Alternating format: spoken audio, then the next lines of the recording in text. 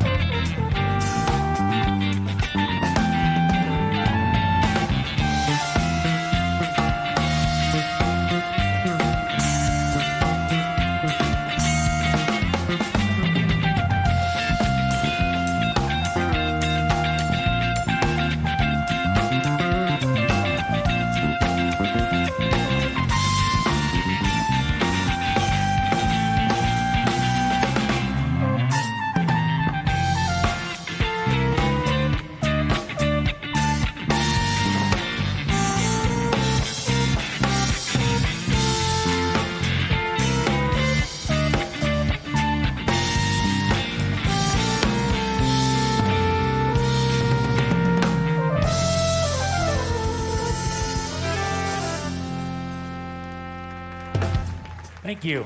Rest in peace, Chuck Mangione.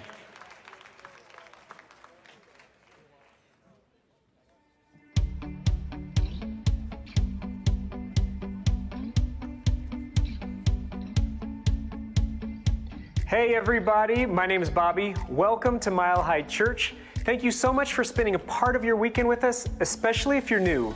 Our vision, Oneness Revealed, a world of love, peace, and abundance for all. Our mission, to serve as a spiritual beacon for personal empowerment and global enlightenment. Before we get started today, we want to give you a look at a few things coming up around Mile High Church for you and your family. Join Dr. Patty for the second half of Life class on August 5th.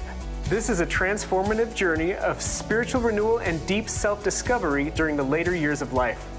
And the Mile High Choir is singing the national anthem at Coors Field on August 18th. Get your tickets now before our block of seats is released by August 8th. Come hang out with your friends as the Rockies kick the Dodgers' bitty bitty bum-bums.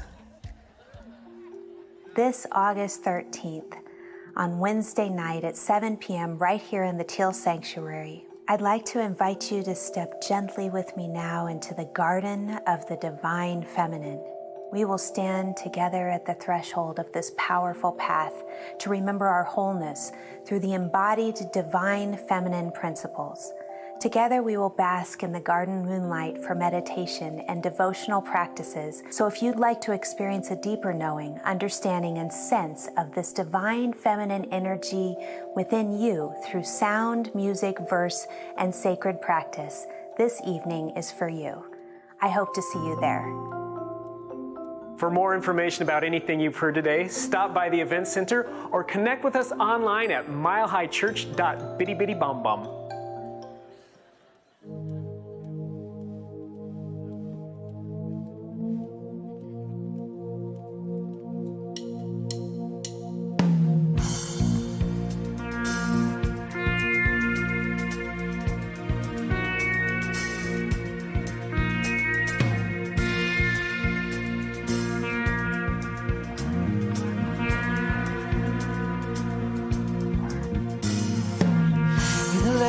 I am more than I have been. I am more than I will be. I am all that I am. In the land of I am more than I have been. I am more than I will be. I am all that I am.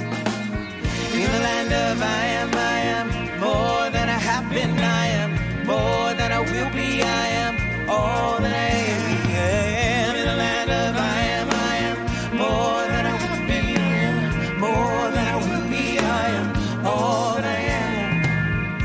And the souls of all my great-grandmothers, and the dreams of all my great-grandfathers, and the way to rise beyond the pain, oh live, oh live, oh live in the land of I am more than I have been. I am more than I will be. I am all that I am. In the land of I am more than I have been. I am more than I will be. I am all that I am. In the land of I am more than I will be. I am all that I am. In the land of I am more than I have been. I am more than I will be. I am all that I am. The smiles of all the unborn children, and the dreams of a brighter day to come, and the dances of heaven and earth. Oh, live, oh, live, oh, live in the land of I am more than I have been. I am more than I will be. I am all that I am. In the land of I am more than I have been. I am more than I will be. I am all that I am. In the land of I am more than I have been. I am more than I will be. I am all that I am.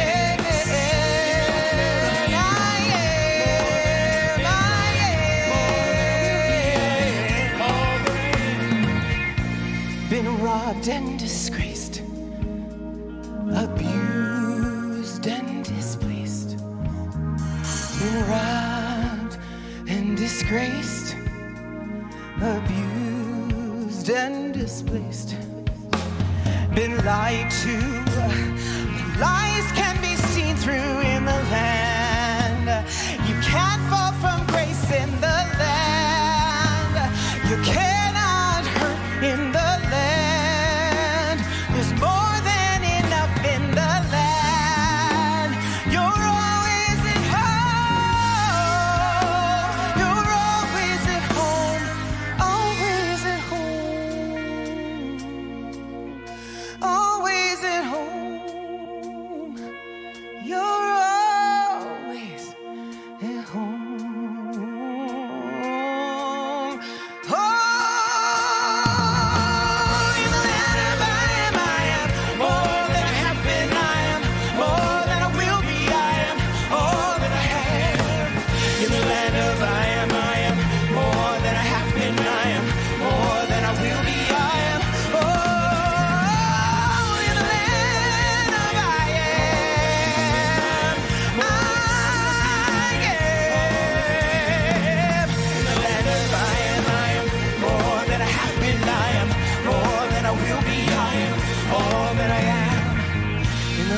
I am more than I have been, I am more than I will be, I am all that I am. In the land of I am more than I have been, I am more than I will be, I am all that I am.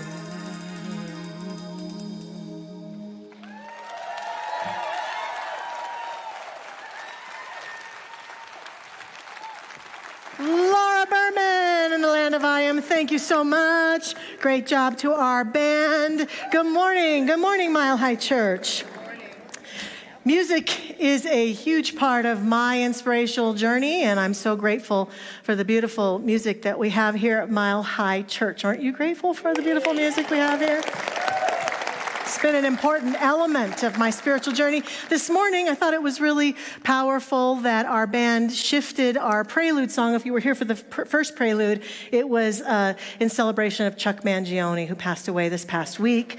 And so we celebrate him and we honor him on his journey into the next expression. And they were trying to get an Aussie song in there, but I don't know. Yeah, maybe next time.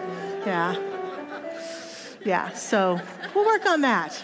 But we send him on his way too with great gratitude. And we're so grateful you're here, all of you in our beautiful sanctuary, so grateful you're here online. And we also are happy to be bringing in a number of new artists into our music program these days. Laura, who do we have with us today, darling? We have the wonderful, delightful, exquisitely talented Chelsea Grace, who's an incredible vocalist in person. We also have Mark Rains. Where is he? There he is. Hi, Mark.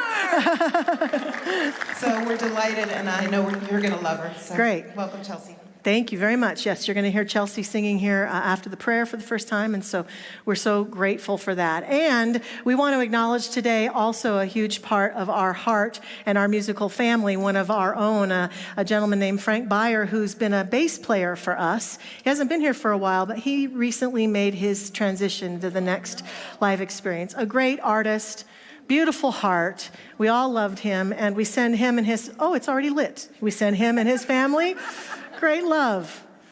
God is amazing. It already lit the candle for me. So we light the candle, we keep the candle lit in honor of Frank today. So thank you, Frank, for all of your beautiful music and your beautiful heart. And we keep him in our prayers as we head into our time of community prayer, spiritual practice together. We're going to sing together, experience silence, and Reverend Zamira will lead us in prayer. Take a deep breath with us and let us begin.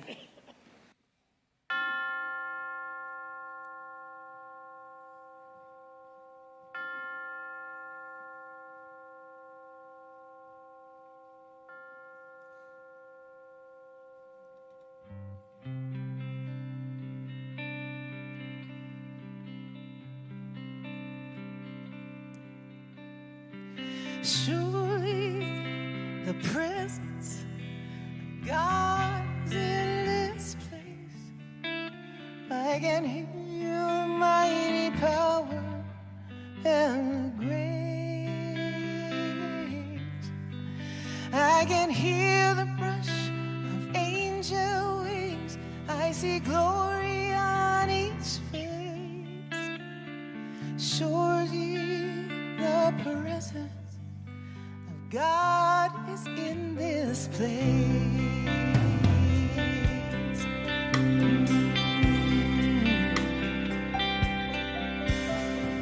Surely the presence of God is in this place. I can feel the mighty power and the grace. I can hear the brush of angel wings. I see glory on each face. Surely the presence of God is in this place.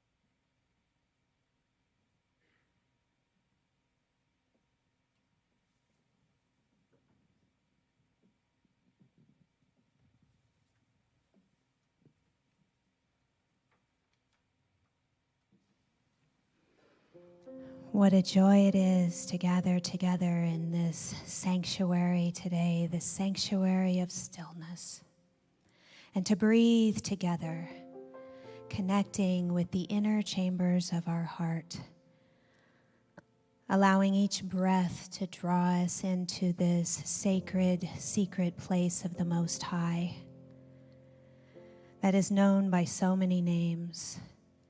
Breathing into that recognition of the one God, one presence, the infinite nature of the divine right here where we are.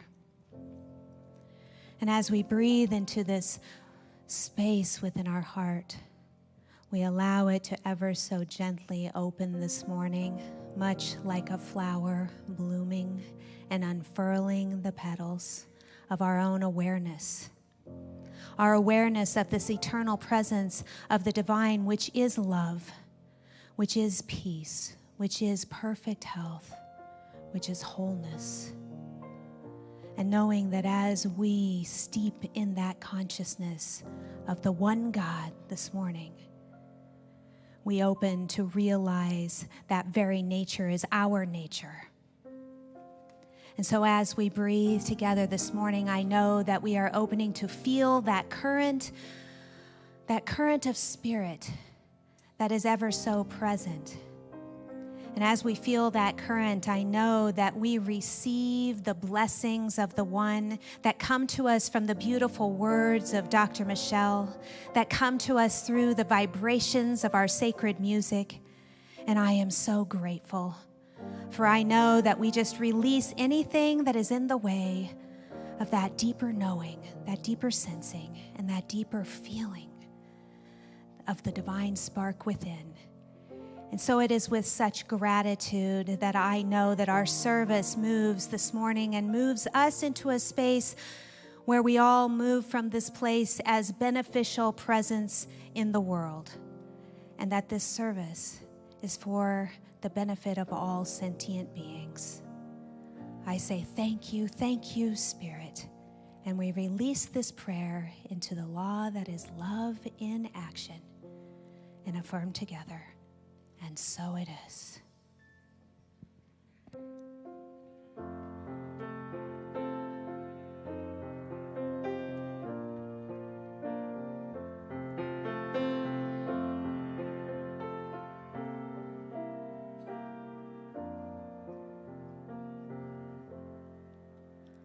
Amazing grace, how sweet the sound that saved a soul like me. I once was lost, but now am found, was blind.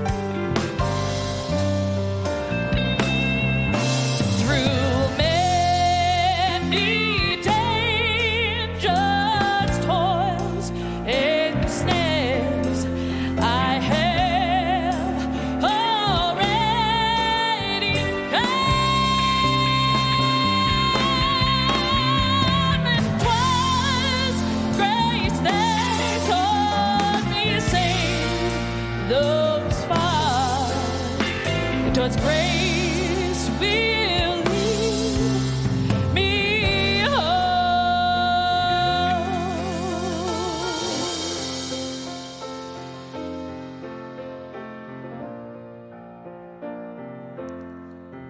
I once was lost, but now am found. Was blind, but now I see.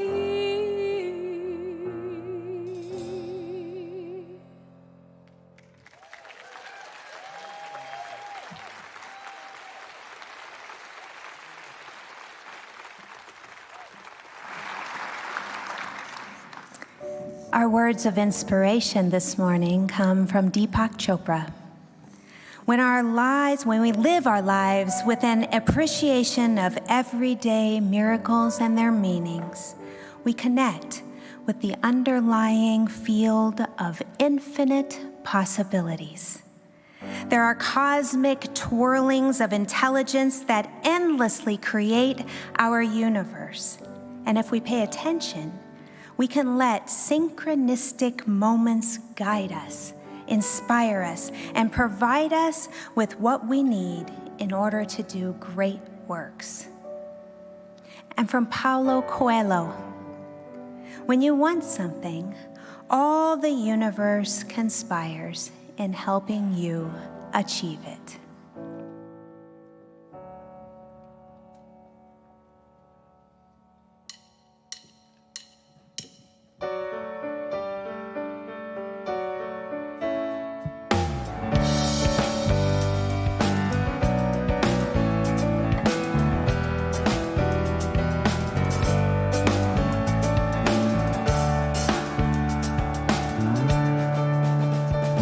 I can read your mind, and I know your story.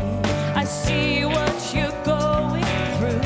Yes, it's an uphill climb, and I'm feeling sorry, but I know it will come to you. Yeah, don't surrender, 'cause you can win in this thing called love.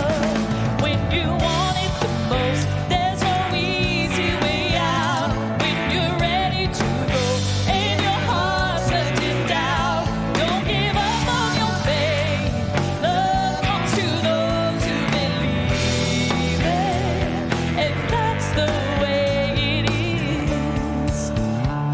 When you question me for a simple answer, I don't know what to say, no, but it's plain to see, if you stick together, you're gonna find the way, yeah. Don't surrender, 'cause you can win in this thing called love. When you want it the most, there's no easy way out.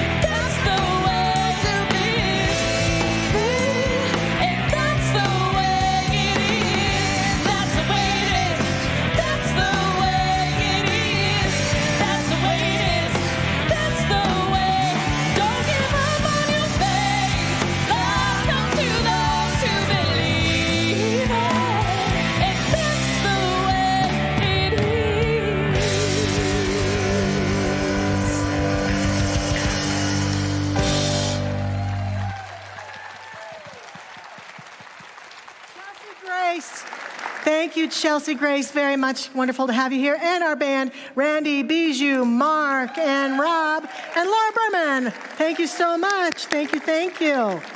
Beautiful, beautiful music. Well, as you might have noticed, the readings and even the song that Chelsea sang is all about synchronicity, and that's what I want to talk about today. My message is titled, Living the Right Place, Right Time Kind of Life. Years ago, it was actually 1991, I graduated from ministerial school here, and I trotted off to Southern California to serve at the Huntington Beach Church of Religious Science as an assistant minister, where I met Josh Reeves, who was a teenager who I tormented because I like to. It was fun. But that, I am digressing. Okay, so I generally enjoyed living in Southern California. It was the first time I'd ever lived anywhere else. I'd lived in Colorado all my life. And I enjoyed the ocean, and I enjoyed all of the culture. There was one thing, though, that I did not enjoy: earthquakes. I did not enjoy earthquakes. I lived alone, and the earth would shake, and it scared me, and I became very fear-based about earthquakes, and I became somewhat obsessed. I honestly don't think I've ever felt that kind of fear my whole life. And it took over my whole existence. Everywhere I went, I focused on what would I do here if there was an earthquake. Every restaurant, how would I get out of here before all these other suckers get in my way? I really became very caught up in my own safety and well-being to the degree that I really wasn't as concerned about other people. I was scared for myself. I remember being in the Northridge earthquake, and I lived in a 2-story townhouse, and standing there. And of course, the earthquakes only come at 4 a.m. for some reason. I don't know why, but it was 4 a.m, and I'm standing in the door jamb, because that's where people said to stand. And my condo, my townhouse, is going like this, and I'm thinking, now, should I be on the top of the house when it goes down, or should I go downstairs and hide under a table, and then when the house comes down? I really was very confused. I was very scared, and it just took over my whole life. The fear did. And this is not how I want to live. I don't want to be a fear-based person. I've never wanted to be a fear-based person. And every fear I've ever come up against, I have used this teaching to say, come on, let's get over it. So I asked myself, how am I going to get over this fear? So the first thing I did to strategize for it is I called my mommy. Mom, she was living on the other coast. I'm scared. And she talked me through it. And we came up with some practical things that I could do to keep safe that felt good. And I knew I had to do something different. Now, as much as I have faith in these teachings and in consciousness and in the power of prayer, I will admit I do have one fault. Earthquake fault, get that? I still don't believe that I have the power to control the earth and stop an earthquake from happening. You might say that I'm a faithless person, but it just doesn't fall in the realm of my consciousness. So I knew that to get over this fear, that I had to come up with a strategy that was in the realm of what I could actually believe. And what I began to understand that I can believe is that many times in my life, I've been exactly where I needed to be to stay safe, for things to work out, for opportunities, for connections. So I created an affirmation, and it goes like this: I'm always in the right place at the right time to ensure my total safety. I'm always in the right place at the right time to ensure my total safety. I began to recite this affirmation on a regular basis, and most especially as I found myself driving on the freeway, wondering, if there's an earthquake right now, how would I get off this freeway? How would I get off this bridge? I'm always in the right place at the right time to ensure my total safety. As an earthquake would start and the panic would rise, I'm always in the right place at the right time to ensure my total safety. And I began to live this mantra, this affirmation out. And eventually a day came, I remember on my couch in the living room, my little kitty cat sitting on my chest, and there was an earthquake, and she and I just sat there. And I shouted out, like a lot of people who've gone through them, oh, that's just a 3.0, it's no big deal. I found myself no longer afraid of them. And I use this affirmation to this day. And as I use it and I am amazed by it, I ask myself, what is it about that being in the right place at the right time kind of thing? How come that happens? And how come sometimes I'm at the wrong place at the wrong time? How do I harness the power of synchronicity? And what is it? What is this synchronicity? Who's in charge of it? Where does it come from? How does it occur? That the right thing happens at the right time, or the wrong thing, or this thing, or that thing, or the thing I needed most, or the thing I needed least. How can I dance with it and use it more powerfully? We say a few phrases around here that kind of point to how things happen. And we say them in our culture a lot. Here's some of them. There are no accidents. People say that all the time. Until they're in a car accident or something, right? Oh, this is an accident. Yeah, there are no accidents. But I don't like that accident that just occurred right now. Or I fell, or I hurt myself. So how is it that there are no accidents? When things are positive, that sounds great. Well, I met you. I'm so glad I met you. There are no accidents. I met you. I'm not so glad I met you. There are no accidents. How do I be with that? We say it's all as it should be all the time. Everything's in perfect order, right action. Everything's happening the way it should happen. Sometimes you look around, I look around and I think, that doesn't feel like that should be happening. So is that true? We say, God's got this. Oh, a lot of times the way we explain these synchronistic moments or the challenges, God's got this. Or the universe has this. Or the universe put me in the right place at the right time. Which sounds a little dualistic at times. We have, I've skipped over, we create our reality. That one's up there too. We create our reality. We are in charge. We are the people who speak our word and it comes to pass. And this is one that I have felt really clear about for myself and others, and sometimes it's really hard. Everyone is always where they're supposed to be. Until a flood ravages through Texas and many, many little children are killed. How is that true then? To contemplate this synchronistic stuff can be greatly freeing and deeply painful.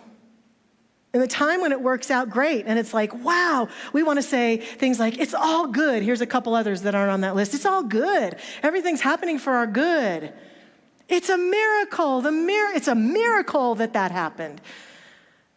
And sometimes it's not. So let's do an exploration today of this synchronistic energy and bring an awareness of it into our consciousness, explore it a little bit, and talk about how we can make the best use of it. As I've been doing research for this message, I came across story after story after story of amazing synchronicities that have occurred. I could stand here for hours and tell you stories that I discovered. And then I also have reflected on my own life. And then synchronistically, a lot of friends and people that I've talked to recently are telling me these stories of, you'll never believe what happened, of synchronicity. And it just seems like it's everywhere present. So I want to just share a few really amazing ones that I came across and some in my own circle. One of the most fascinating ones to me that I'd never heard before is about the son of President Abraham Lincoln. It's fascinating. Robert Todd Lincoln, his eldest son, was not present when President Lincoln was assassinated, but was with him shortly after. Robert was over at the White House. He was 22 years old. He was ushered to the bedside of his father, and he remained there with his father overnight until his father passed away. And then Robert grew up. And when he grew up, of course, Lincoln was assassinated in 1865. Well, Robert, as an adult in 1881, was serving in the President James Garfield's cabinet. He was the Secretary of War in Garfield's administration. and just happened to be at the Baltimore Potomac train station 40 feet away from President Garfield when he was shot and killed. Robert said he was within 15 seconds of being right there with President Garfield. Okay, so his father is shot by an assassin. Doesn't occur a lot in the life of our presidents. And then the next president that was assassinated, Robert was there. But that's not the end. In 1901, Robert was at the Pan American Exposition. He was at the Temple of Music when President William McKinley was also assassinated. Wasn't with him, right near him, but nearby. I hear stories like that, and I think, how does that happen?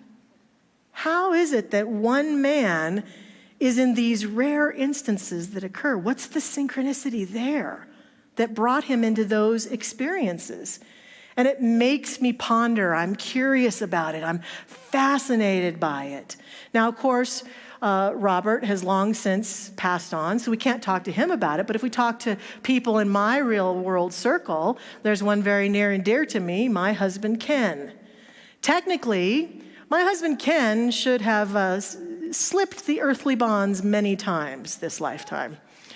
Thank God he hasn't. He's still here. And yes, we can applaud that. Ken Chrisman's still here. I'm grateful for that too. When he was in the service in the Army, he was in a battle situation where he was with a team of men, and he went left and they went right. They did not make it out, and he did. Synchronicity. Ken should have been in the World Trade Center on 9/11. But he was working with a team of people who worked in the Trade Center, and they had a meeting just before he was to fly out there on 9/10 or 9/11, and they decided that the team wasn't ready for him to come and do what he needed to do, and so he postponed his trip. And he is alive, but his whole team was killed. What's that about? How does that happen? I'm grateful for it. And what is the guiding point? What is the synchronistic point that makes that happen? And I could tell story after story about Ken Chrisman. He's like a cat, 9 lives, I think, is what it is. That's why he must love cats so much, right? Okay, that must be it. What is this about? So the things that I have explored in contemplating this include things like, well, is it luck? We might be tempted to say, well, some people, they're just lucky. And some people are unlucky. I don't know. It doesn't seem like it's luck, because we all have moments where we're lucky and moments where we're unlucky, or appear to be anyway. So I'm not sure that it's luck, that it's some random activity in the universe. Is it that some people are more intuitive or psychic and they have some deep knowing that guides them? Well, that could be. So I explored that a little bit. And then there were all sorts of stories about very intuitive people and psychics who had experiences that they didn't see coming. People would say, well, couldn't that psychic see that thing coming? Wouldn't they have known that was going to happen if they were so psychic? I came across a riddle. Why did the psychic get hit by a bus? Her third eye was open, but her real eyes weren't. So maybe it isn't always about, there definitely could be some intuitive nature afoot here, but how is it that we miss certain things that come our way that you think, wow, if I only seen that coming, no matter how intuitive we are. So that's a part of it. Is it destiny? Is it that we are in a foregone conclusion of our life pattern, and everyone is, and life is unfolding in just the way that something has destined that it will? Well, that removes a lot of what spiritual sacred texts talk about our choice and our free will that we've been given. If it's just destiny, then it means that we don't have as much choice as we might think we do. And that's where people begin to debate. Is it that God's always in charge, or are we in charge? Or is it a little of both, or how does that work? Ernest Holmes, the founder of our teaching, absolutely did not believe that humans were predestined or destined to do anything. He said if that were the case, we'd all be a bunch of, automatons. We'd just be automatically being led here or there. And he felt that we were all given this free will to choose our life. He said in his glossary of the science of mind that he defines destiny as the result of what man thinks, effect which has been decreed according to perfect law, and he believed cause and effect. Absolutely believing that what unfolds in our life emerges from the depth of our being, and that's where I'm really headed. And we just don't always see the patterns that are unfolding before us. And the last one, as I mentioned already, is it God? Is it the universe? Some people believe that we have guides, disembodied guides that are guiding us, or have had angelic experiences where they would swear to you an angel, in body or disembodied, helped them through something and then disappeared. Is it God doing that? God as a puppet master with the strings? Okay, you're going here and you're going there, and now you two need to meet. Oh, I want those two people to be together. Boom. Is that what it is? And our teaching would say, no, that would be a God of duality. This God that's scurrying all about, making sure we all go in the right place, do the right thing. That God is a presence, we believe, not a person who's dictating the universe. So that doesn't really hold water. I love some of the acronyms that the late, great Ram Dass and the late, great Dr. Wayne Dyer came up with to describe God. And they would use the words, of course, G-O-D. And it included grand overall designer, grace operating daily, gaze of the divine. These are some of my favorites. Ram Dass was famous for calling God guru of disguise, because he said that the biggest missing for us is our unwillingness to see the presence that God is in certain people and situations, but that it's always there, and that God is a guru of disguise. And then this is one of my favorites: get out of duality. Get out of duality. If we're out of duality, then it can't be God as puppet master up there in the sky, shuffling people about to his or her will. It can't be, because the lack of duality is oneness, meaning we're working always in concert, in co-creation, in harmony with the grand overall designer. Carl Jung, the great Carl Jung, had a lot to say about synchronicity. He said that it is a meaningful coincidence of two or more events where something other than probability of chance is involved. He believed that the coincidences that we have are not just random, but express a deeper order or connection between the inner world, the psyche, and the outer world of events. I think what he's pointing to is that when we are starting to awaken to the power of synchronicity, celebrating it or being present to it, we have to allow ourselves to explore the powerful levels of awareness that we operate in. And we operate in at least 3 levels of awareness, I think. The first one is the world of form. And often people who are very materialistic, who believe that the only thing that matters is what we can see, hear, and sense with our senses. And that synchronicity then is just some accident that happens. And sometimes if we're in the level of awareness of the world of form, we can acknowledge that the thing that's activated in this is our brain. And our brain is like a supercomputer.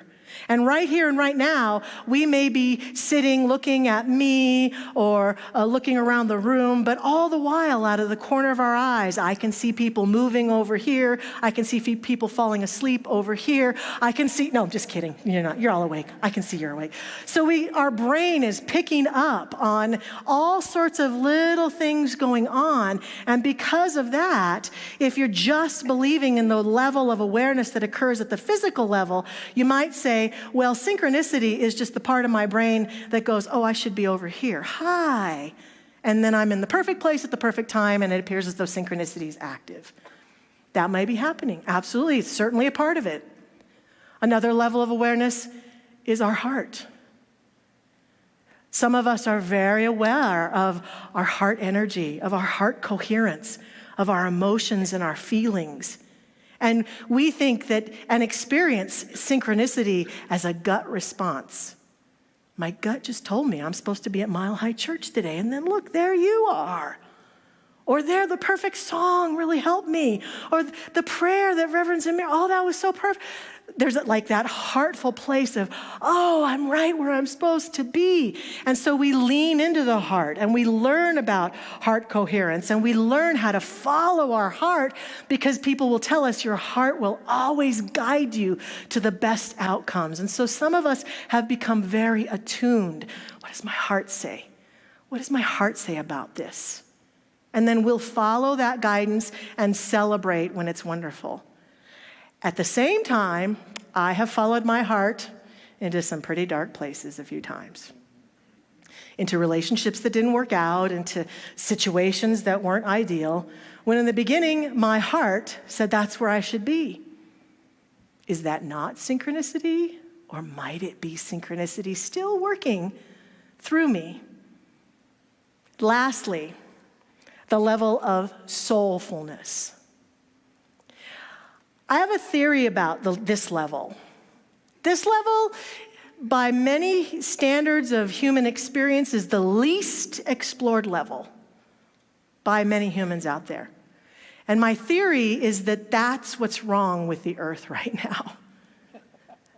That if more humans would but delve into the level of their soul, we could solve so many of the things where we see unrest, unhappiness, inequality, where we see people suffering. Because the bottom line of this level, which I could make a whole other sermon about, is that if I go to that level and I experience the truth of who I am at this level, at the level of my soul, there is no way I could ever harm you, hurt you, criticize you, keep you from your good ever in any way, shape, or form. And I think that's what we are missing today so much, is that people are operating at this level. Thank you. Yes, I agree. We're operating at the level of form, what we can see, who can have this and who can have that, and we're missing that soulful place. And not only that, when I'm in that soulful place, there is a sense of guidance that is just for me. That's why so many people talk about the reality of just like we humans sometimes have dreams at night and we wake up and we look back at our dreams and we say, I had a dream I was a butterfly and I was flitting through the forest and I was landing on all sorts of things and it was really cool. The theory behind this is that someday when it's time for us to step off the earth plane, when it's my time, I will step off and I will look back and say, I had a dream. I was a minister named Michelle and I lived in Lakewood. Because the truth of who we are is this level. And when we begin to delve into that place that is a part of the energy of who we are, synchronicity is a part of that. Because what also comes in that awareness of that level is the recognition that I am connected to the all that is and to everything and everyone in the all that is. From this place, it's where I suddenly know I'm supposed to go here. I think I need to do that. I don't know why, but I'm having a feeling that I should take a pottery class or I should go to Hawaii. We have some sort of knowing, and the more we delve into that place, the more those things happen. People are operating at the level of physical awareness only. Think people like that are crazy. Can you believe she just dropped everything and went to Hawaii? But then she comes back and says, you'll never believe what happened to me in Hawaii, right? And so it also works with challenges too. What we mistakenly think sometimes is that synchronicity is only for our good. Well, it is only for our good. But our good also comes from those challenges we experience. When we are synchronistically guided into something that is challenging or painful, there's opportunity for us too. Ernest Holmes says to us, and I love this from Creative Mind, his first words, wake up. Your word is all powerful. Your consciousness is one of omnipotence. Your thought is infinite. Your destiny is eternal. And your home is everlasting heaven. Realize truth. I am living in a perfect universe. It always was perfect and always will be perfect. There was never a mistake made. There are no mistakes being made, and there never will be. I live in the great and eternal universe of perfection, from cause to effect, from beginning to end. And the world's all right, and I know it.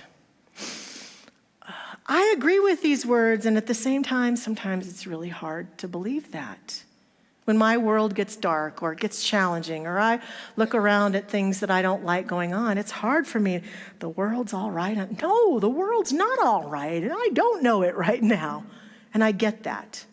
And yet, what I'm inviting us to do with those moments is to be more conscious of what synchronistically might have called us into that place.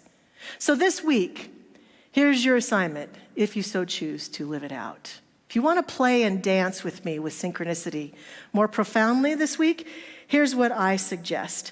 First of all, we give up the notion that those synchronistic moments are miracles. I coined a phrase a few years ago, and I call them normicals, because they're normal. They are a normal part of living this human life. And synchronicity, when it shows up in any way, shape, or form, is an indication of the connection, the collaboration that we are in and as God, and the confirmation of that deeper level of life activated on our behalf. Any and all synchronicities. Just like Jung said, they are a reflection of that deeper place. So to activate them, what I believe we must do includes decreasing the chasm that might exist in our conscious awareness between the world of form and the world of soul.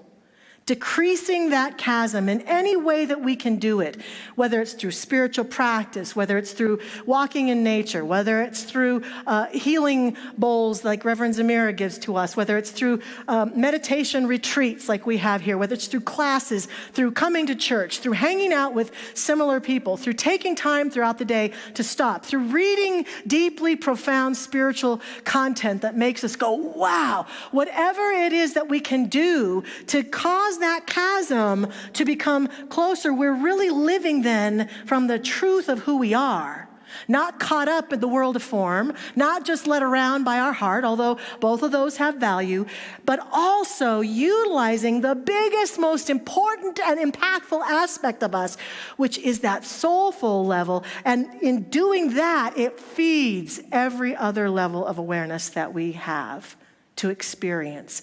And it makes us more conscious and aware of the synchronicities.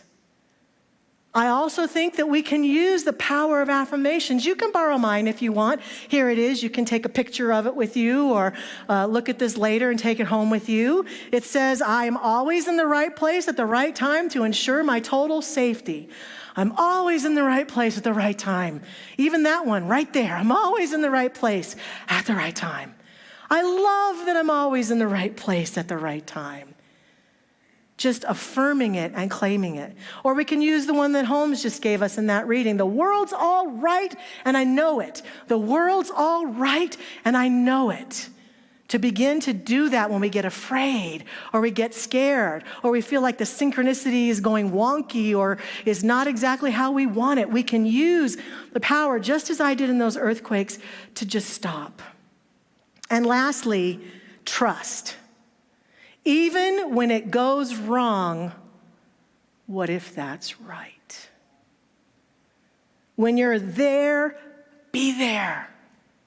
When you're there, be there. I just recently went through a rather painful experience that I had at the doctor's office, and they couldn't give me any drugs or anything to make the pain not happen. I had to just be with it, and I didn't want to be with it. I wanted to get as far away from it as I could. And then I realized as I was working on this, I was like, Michelle, when you're there, just be there. And then I also said, Michelle, you gave birth to a child. Just be there. Come on. Be a girl and, be in it. And so I was like, yeah. And so I decided to just be really present to my body, to the experience that was going on. It was hard, but I'm grateful that I was able to just stay present and not use something to push it away or get rid of it. And that's, I think, synchronistic for me in my life to pay attention to. We have pain come up and we just want to get rid of it. But what if it's part of the synchronistic experience of our greater good? Oh, the great poet Mary Oliver says it beautifully. She says, someone I love once gave me a box of darkness. It took me years to understand that this too was a gift. Sometimes the synchronicity that shows up doesn't always feel awesome, but it's always a part of that deepest level of our being that is communicating to us that says, oh, my beloved, it's time to deal with this. And you want to know how you know it's time to deal with this? Because you're there. When you're there, be there. That is synchronicity. So have fun this week. I look forward to hearing your synchronistic stories. And I invite you to join me in prayer now. And I invite our practitioner prayer partners to stand with me as we pray together. And please know that at the end of our service, our practitioner prayer partners will be down front, and they are available to pray with you, to support you in any area of life. Please feel free to utilize their gifts and their service this day. And we surrender now into that prayerful place, joyously allowing ourselves to be right here and right now and feeling with great joy what a gift it is that we are beings who exist and operate within these levels of awareness. We can celebrate the beauty of the level of form and see the beautiful people, the beautiful experiences, the beautiful nature, the sky, all that exists. And we can be grateful for all that we have in our life in this level of awareness and celebrate. And we can feel the level of our heart awareness, to feel that there are beings that we love and who love us, to feel the connection of our own heart. No matter what it's feeling, whether today is a happy heart day or today is a sad heart day or a confused heart day or a curious heart day, wherever our heart might be today, oh, we are so grateful to be present to it. And we allow ourselves to fall into the awareness of the greatness of our being, that soulful awareness, that awareness that reminds us that we are spiritually magnificent, that we are connected, so connected. Never, ever, for one moment, in any state of disconnect. Though sometimes we may feel lost and alone, the reality, the capital R reality of each one of us is that we are always, always, and in always experiencing the nature of the divine. Right here, right now. And the more we know this, affirm this, and claim this for ourselves, the more we walk forward and feel the orchestral experience of our life unfolding beautifully, things coming together, things showing themselves to us with great opportunity for us to heal and move forward, to resolve, to celebrate. I accept and affirm that the great power and force of synchronicity is afoot for each one of us. And that as we awaken to it and we call it forth, greater and greater good is ours every day. A knowing what is ours to do, a knowing what is ours to be, a clarity about the pathway of our living unfolds, emerges, and reveals itself here, now, and every moment. I'm so grateful for this in our life.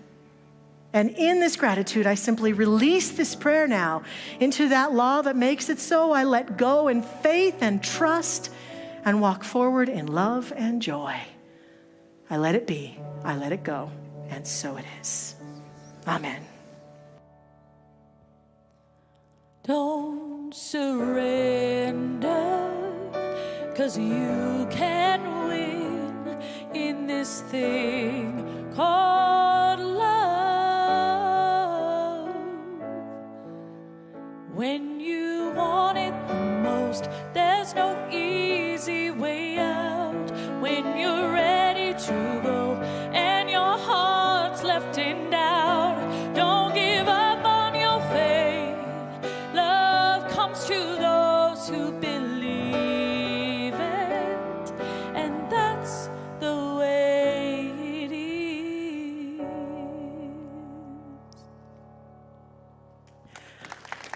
Beautiful.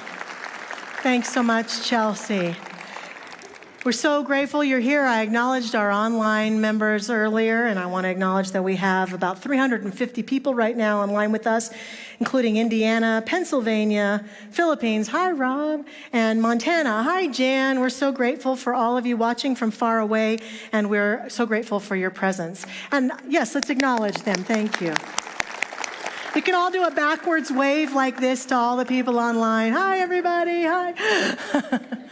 And I know that sometimes when I fly in an airplane, I hear the airline flight attendant say something to the effect of, "We know that there are many airlines that you can choose, and we're so grateful you chose ours," right? And I thought about that recently while on a flight, and I thought, I know there are many things and causes to which we can all give our financial abundance. And we're so grateful that you choose to give to Mile High Church. And I believe that we are more than worthy of the wonderful, abundant gifts that are given here, for we are a community that is dedicated to raising children up in this world who know their spiritual magnificence and become beautiful adults, and teens and tweens and young adults and senior adults, and all of us walking forward in this life. This community, just by us all being here today in the resonant field of this place, we make a difference. And so as we give to this beautiful community, we know that we're continuing to uplift this transformational experience of planet Earth. So thank you. And however it is that you choose to give, whether you're giving in the baskets today or you choose to text to give, we thank you for that. Please join me for our affirmation.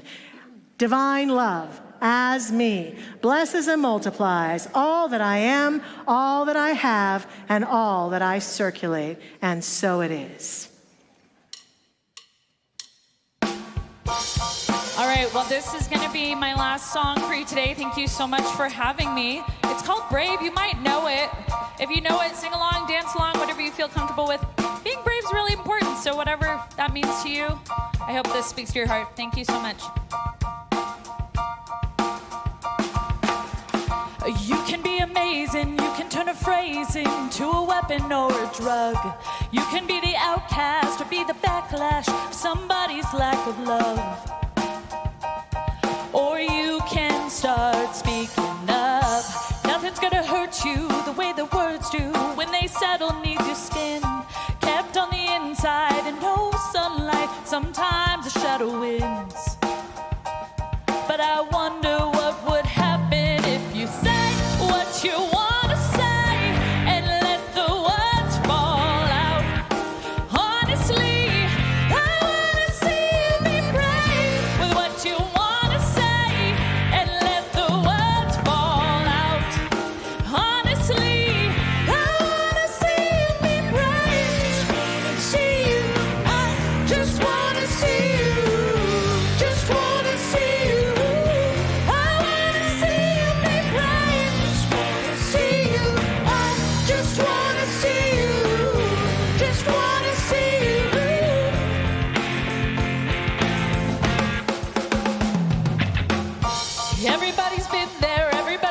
tear down by the enemy.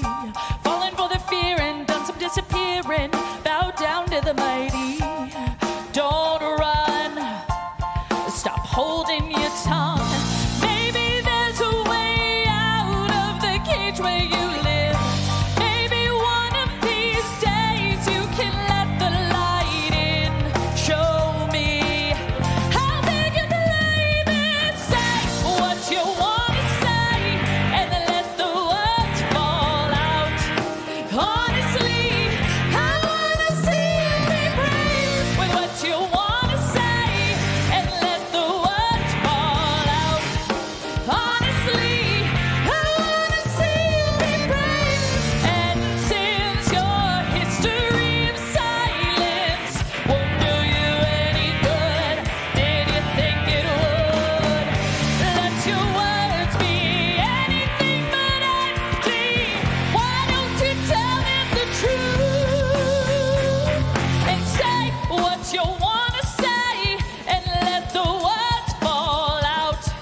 Honestly, I want to see you be brave with what you want to say and let the words fall out. Honestly, I want to see you be brave. Want to see you. I just want to see you. Just want to see you. I want to see you be brave. Want to see you. I just want to see you.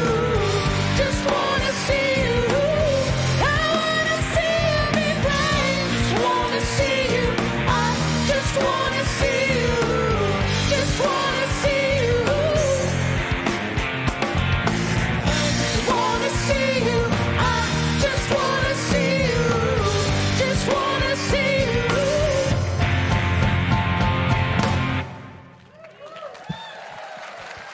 Thank you. Thank you to Chelsea Grace and our Mile High band. And please know you can meet and greet Chelsea out in the lobby right after service at her table out there. And if you are here to Mile High Church for the very first time, we want to welcome you today into the heart of our community. And each Sunday at the end of the month, we recognize everyone who has been new to Mile High Church throughout this entire month of July. So if you have decided to come to Mile High for the first time in July, please, if you feel comfortable, please stand up so that we can greet you and send you love, or raise your hand. And we want to invite you, too, if you want to come out to the Welcome Center. We're all there to give you a gift and to welcome you even more with a great big hug or handshake. So thanks for being here. And Deanne, you have some wonderful things for us. Hi, everyone. I'm Deanne with the Diversity and Belonging Initiative. We are going to be starting a 6-week book study with Valerie Coors, See No Stranger, before she visits us on October 3rd. It begins this Thursday. Did I say that? It's on Zoom. You can sign up at the event counter or on the website on events, or if it feels a little complicated, just search book study. It comes right up. Great. Thank you, Deanne. Thank you so much. Beautiful. We also have Reverend Casey Fight, our newest special focus minister, is starting a special class called Mindful Movement, Sundays in August. You could come early to this service and be part of that class over in the community center for a love offering. So if you'd like to be part of some mindful movement on Sundays, we hope you will join her. And I'm so excited, Reverend Josh, Reverend Zamira, and Reverend Jackie are leading our meditation retreat this year over Labor Day weekend, and the deadline to get registered is coming up on August 1st. If you have intention of being included in this retreat, please go out to the event center today and get yourself registered, or go online. We'd love to have you with us. And before I close the service out, you might have noticed that Bijou Barbosa transformed into a different man. Look who's up there. Blake Eberhardt, our former bass player, Blake, is here with his lovely wife, Gail. Gail, stand up so we can acknowledge you too. They're here from Florida. We're happy to include him on our closing peace song. So great to see you, Blake. We bless you and are thankful for you. And if you would stand with me now as we do our benediction and sing the peace song. So please say after me, something wonderful is happening through me right now. It is this thing called life. Life is all that I am. I am so blessed. And I'm always in the right place at the right time. And so it is. Amen. Let there be peace on earth, and let it begin with me. Let there be peace on earth, the peace that was meant to be. With God as a power, bearing all of me.